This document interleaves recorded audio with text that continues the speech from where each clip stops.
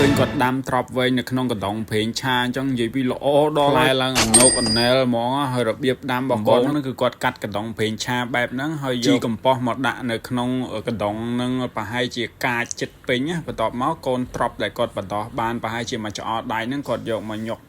ឲ្យចេញនៅតាមប្រឡោះមាត់របស់កណ្ដុងប្រេងឆាហ្នឹងហើយគាត់ស្រោចទឹកព្រឹកល្ងាចអីអញ្ចឹងទៅអនុវត្តវិធីនេះរៀងរាល់ថ្ងៃអញ្ចឹងទៅទ្របប្រហែលជាមួយឆ្អាមហ្នឹងគេចាប់ផ្ដើមតែងដើមហើយអញ្ចឹងគេកាត់ត្រួយចោលហើយគេបេះស្លឹកចាស់ៗដែលអត់ចាំបាច់ដែលនាំឲ្យវាបឺតជីវជាតិអត់ប្រយោជន៍អីអញ្ចឹងណាស្លឹកលឿងស្លឹកទុំអីហ្នឹងគឺគេ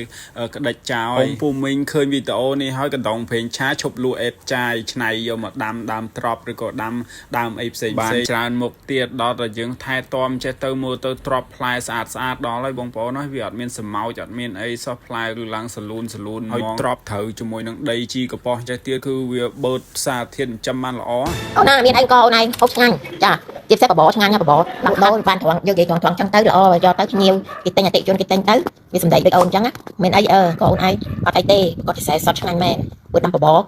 អ៊ូយហ្មងស្អាតវាខាប់ហ្នឹងហើយ